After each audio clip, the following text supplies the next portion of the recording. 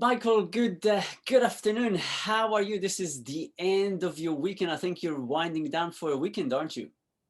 We are. It's just about 4 p.m. in the afternoon, East Coast time. It's been a great week. And yeah, so thanks for having me. It's great to be here. And we are looking forward to a good weekend. Brilliant, excellent. Good weekends are always good. Michael, I'm going to introduce you a little bit, and then I'll ask some questions. And I'm going Sure. to read the introduction because there's a few things in your past that I don't want to miss.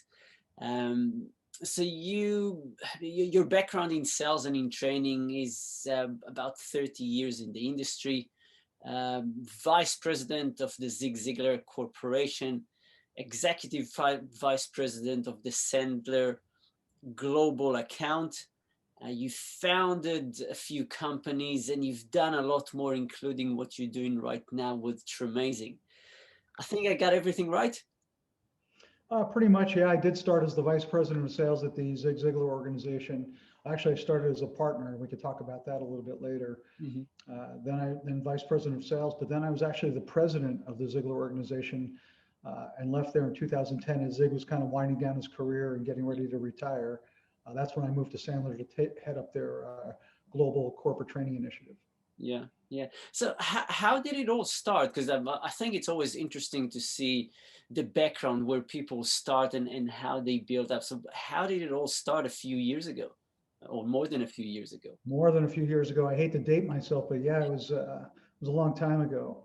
I was one of those guys who natural fit for sales, and we know that salespeople aren't born; they're made. Hmm. I just had the aptitude to want to sell, loved people, loved solving problems, and but what hit me very early was that when the company I worked for put me through training. Hmm.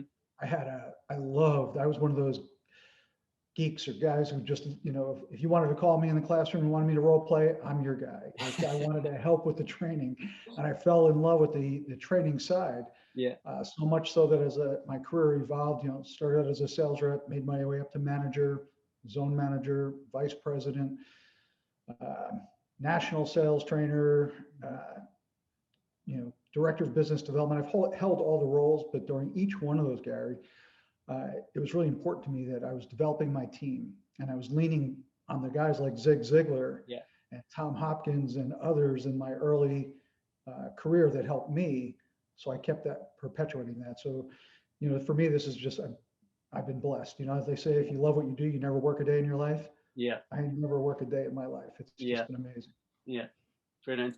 It's quite interesting because you mentioned two names that are for me quite high in my in people that I admire, both Zig Ziglar, but Tom Hopkins to me is really the god of sales. And I would say that I am where I am, or I was where I was in real estate because of him. So interesting. Um, so joining the Zig Ziglar Corporation and climbing up the ladder, what did you do? What did you learn? How was working in the Zig Ziglar Corporation and working with the man himself? Uh, as I tell other people when they ask that question, again, I use the word blessed because it really was just such a blessing, Gary. I pinch myself. I started my first .com. I started in 1998, Mm. and it was a site called salesrepsonline.com. And we had aggregated content from Zig Ziglar, Tom Hopkins, Dennis Waitley, Tony Parinello, all the different training organizations, so they could come to our site and find these little micro bites of learning for sales training. Yeah. And we successfully sold that company in 2000. And after we sold it, I started out as a consultant.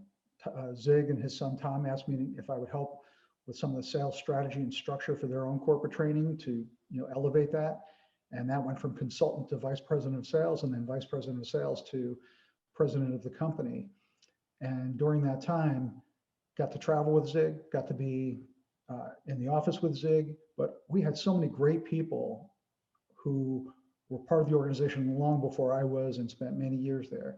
And just being around them, because they had ingested all of that information and they've been around for Zig for so much longer. I used to go to his seminars before he even knew who I was. I waited in line to get my book signed, to get a picture taken, right? I did, but he didn't know who I was until we became partners. Yeah. But one of the things I'll share and your audience might appreciate, because Zig was exactly who he was on stage and in his books, that's how he was every day of his life. There was no different. And if we were in the office down in Texas and I happened to be in my office, not out with a client or at an engagement, he'd walk by and say, "How are things going, Michael?" And I'd say, "They're going really good, Zig." And the next thing he'd say was, "Did we sell anybody anything today?" And I'd say, "We're trying, Zig." And he goes, "Michael, I didn't ask you if you were trying."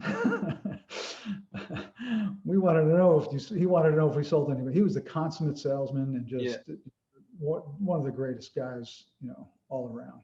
Yeah, yeah. Incredible. So if we look at it at your own developing and going from your own companies into such a bigger company, what did you have to adjust? Were there some things that you thought to yourself, this is something that I need to learn and grow with? Yeah, that's a really good point and question, because I did work for larger companies, went through a series of acquisitions. I was part of the early WebMD team before they really took off. So I was around a lot of companies, and we always talked about sales and selling. And I will tell you that when people hear the name like Tom Hopkins or Zig Ziglar or any of the big training companies like a Sandler or Corporate Visions, Rain Group, they'll think, wow, that must be so easy to sell that. All you have to do is call somebody up and say you're working for Zig Ziglar, you're working with Zig Ziglar. And when you were selling other products and services and solutions, you had to get to the value proposition pretty quickly. You wanted to really qualify the opportunity.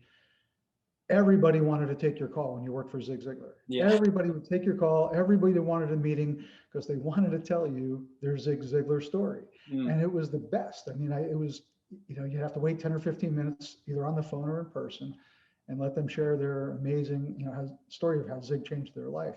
So for me, the adaptation wasn't going from a big organization into a big training organization. The adaptation I had to make was realizing that as much as I loved personal and professional development, that's a hard thing to sell.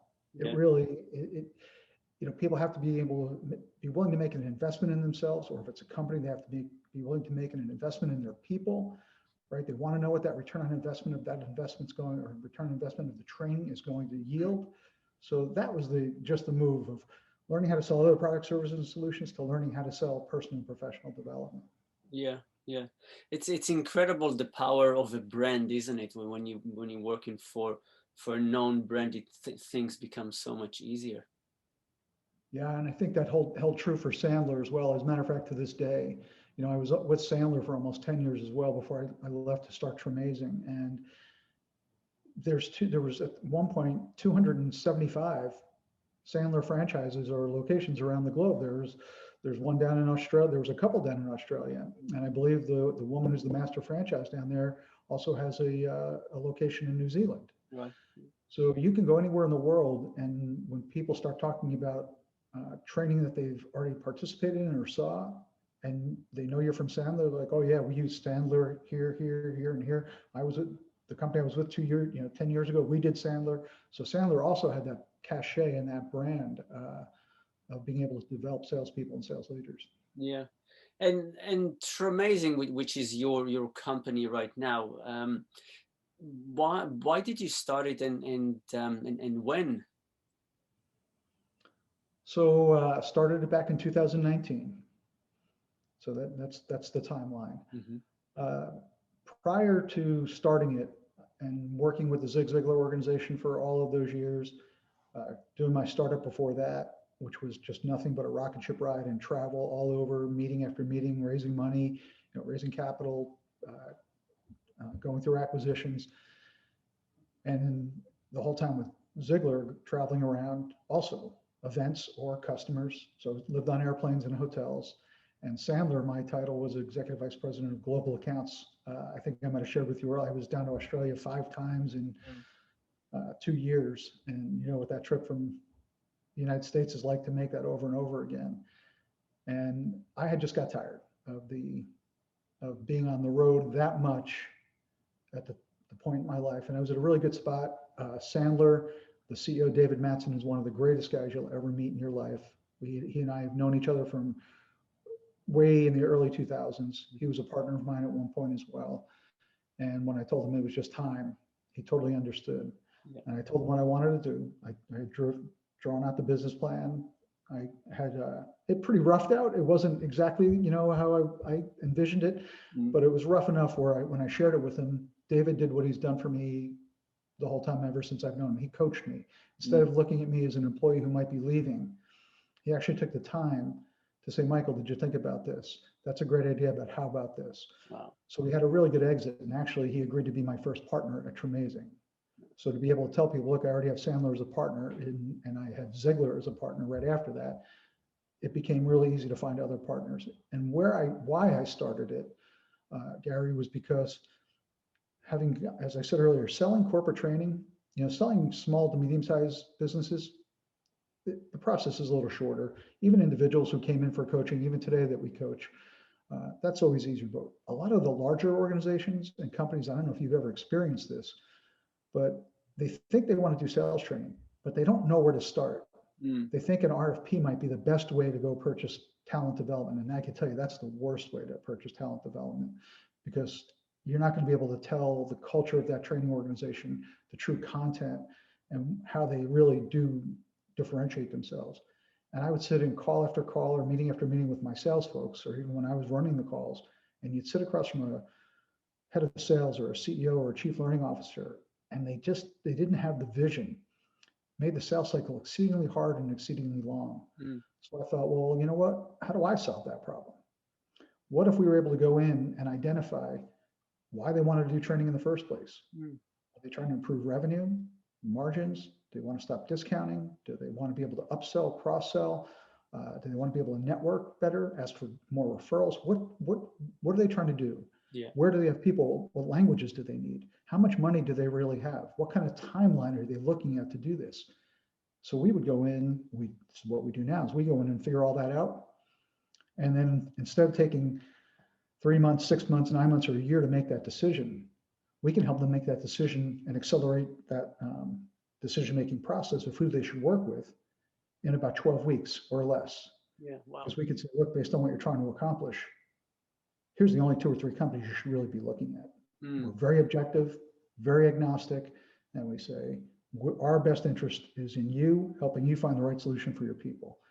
So that's what we do. We came up with a solution to help companies make the best selection in the talent development of their people. Yeah. Oh, that's quite impressive. And because you have looking at your website, you have a massive team. You have, I think, it's about 15 trainers and speakers that work for you. Plus, not just that, you have partnerships with about 7 or 8 other companies. You've mentioned Zig Ziglar Corporation and the Sandler, but there's a few more.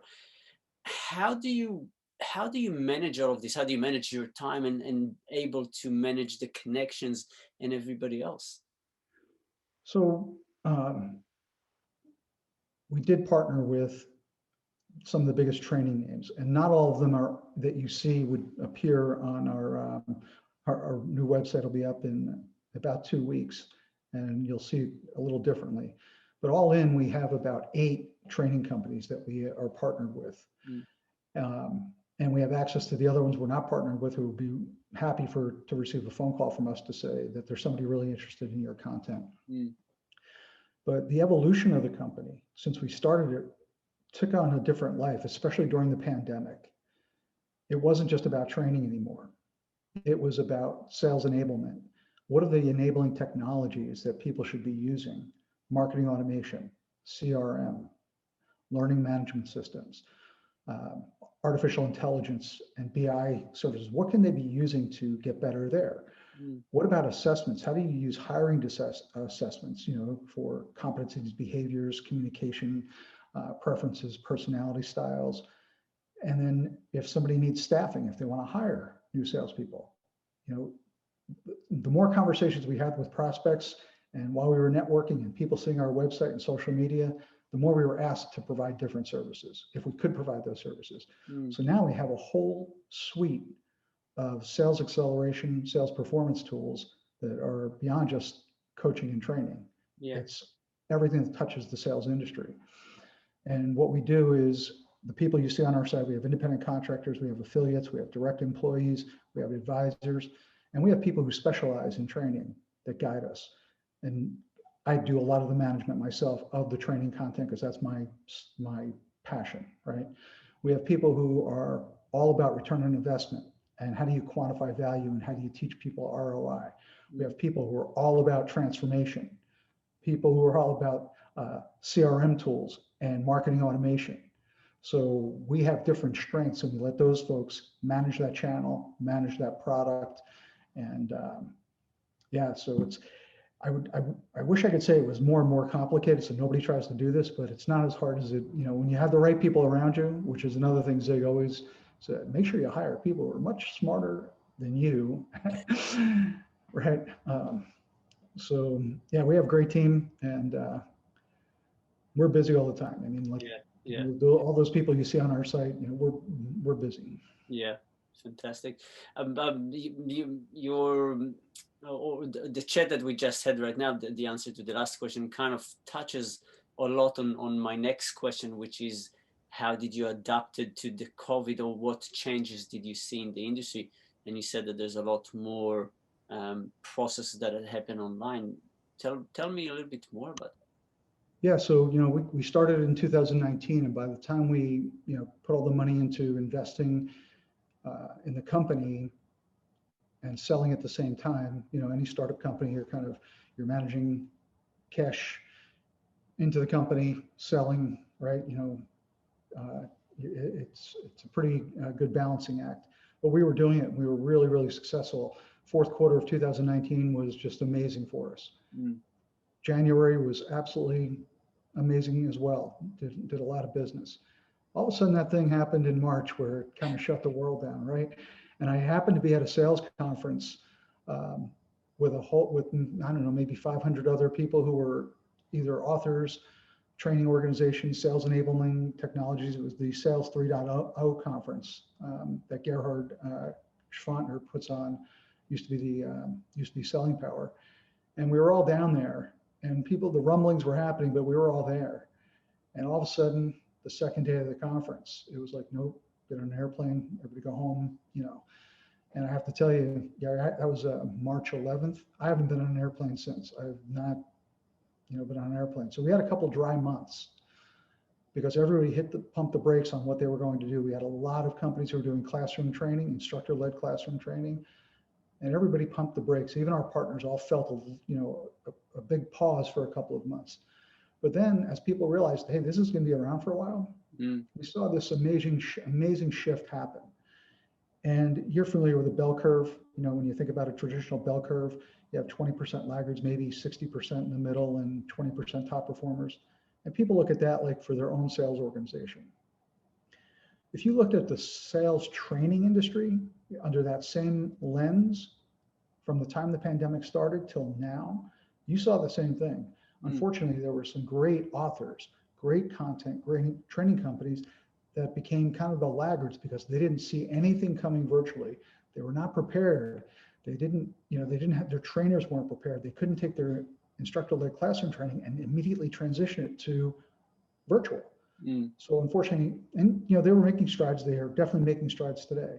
And then in that 60% in the middle, we saw the same thing. We saw some people who were leaning that way. Some of their trainers became very engaging online. They knew what to do, but some of them didn't. So they were kind of in the middle figuring it out. But what was interesting is that a few of our partners were already at the top performing spot for sales training work. They were doing virtual training for years. Yeah. They didn't miss a beat. They knew exactly how to put people into breakout rooms. They knew exactly how to engage and motivate and inspire an audience and leave them with something they can go apply. Yeah. So I think for the industry as a whole, that's what we saw, was that kind of the bell curve. And now everybody's kind of moving in that direction. So for us, what we had to think about was, how do we talk about that? How do we talk about managing and motivating a remote workforce? How do we talk about upskilling or reskilling? And that's the second one. Reskilling is a huge word, but that's what we had to think about for our company and how we would position that and articulate that to our customers.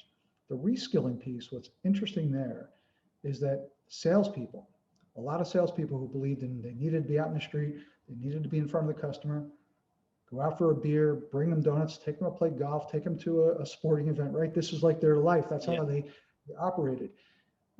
When this happened, and even the outside salespeople became inside salespeople, almost Yeah. 90%, Yeah. they had become reskilled in how to have conversations remotely, how to sell remotely, right?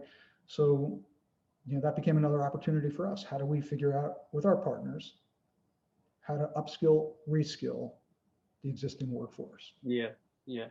It's really fascinating because it is, we see the evolution happening in front of our eyes, isn't it? It's just how everything changes and everything adapts. So yeah, I find it fascinating. Well, you think about your industry. I mean, you said you spend a lot of time in realty, and I think a lot of your audience is in real estate. Um, I could tell you that the last 3 homes that I purchased, you do your homework online, right? Years ago, you had the Realtor.com and the Zillows and the other, online services. So that had a shift for a lot of people where consumers had a lot of information about exactly what they wanted, the neighborhood they wanted to be in, and what the house maybe even looked like Yeah. before you went over. And that's not diminishing what realtors do, but it changed the way that they sell, right? Yeah. So, nobody's immune to it now. And I think everybody's figuring out how to do better at it. It's not Yeah. like, that there's this myth, I think, that's been going around ever since the internet started, that someday there'll be no need for salespeople, right? I mean, that myth has been out there forever, and that's never going to happen. It's just Yeah. going to be a different way that you engage with your sales consultant. It's a different Yeah. way that you work with your realtor. It's a different way that you work with your inside salesperson who's helping you with customer service. It's just Yeah. access to information is changing everything.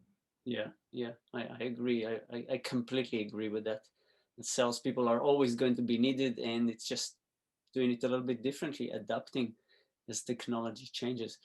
Michael, a sort of a personal question, because you work extremely hard right now with growing Tremazing and managing everything.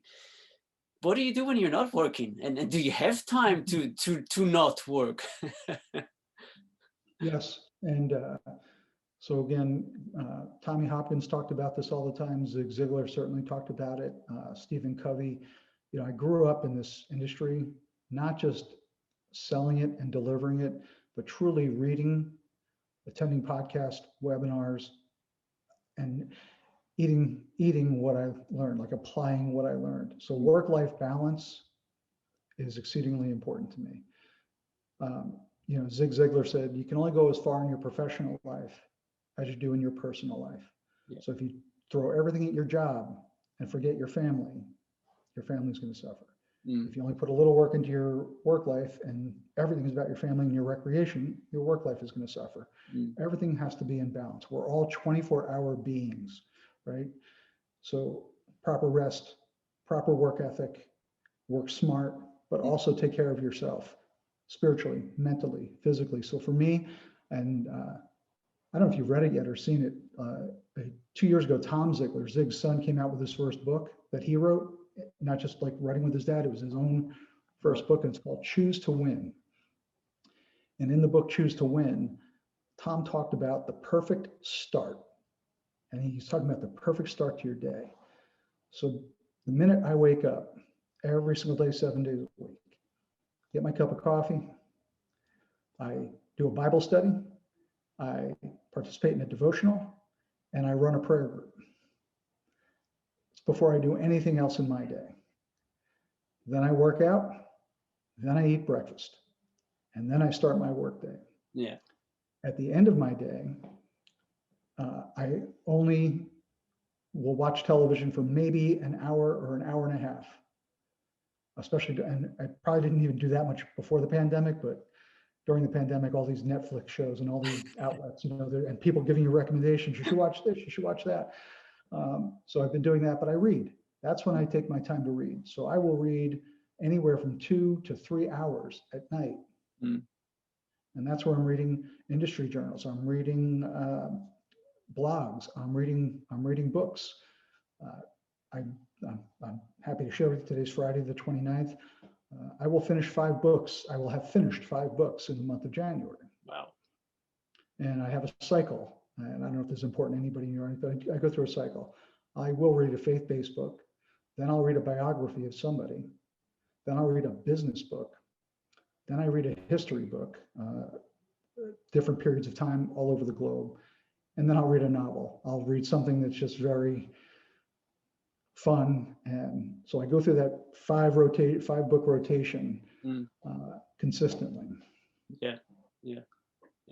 That's really quite inspirational, especially the understanding of really there's time to work and there's time not to work. And it's really, really important to respect that. And I know in real estate, obviously, there is no stoppage, but people still have to figure out a way to take that time off and refresh, because we run out of energy.